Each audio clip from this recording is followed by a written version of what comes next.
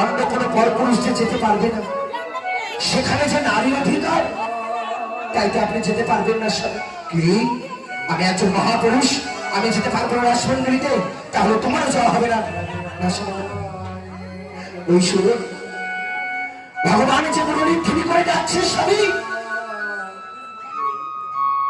প্রভুদেব, ভগবানের এই ধ্বনি যদি কারো কারণে একবার পৌঁছে যায়, সে কি আর ঘরে থাকতে পারে?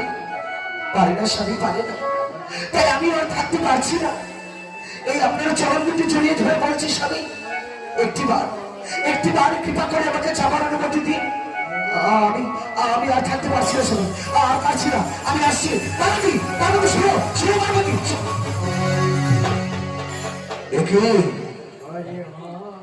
পার্বতী চলে গেল রাসমঞ্জরিতে, আর যাওয়ার সময় কি বলে গেল?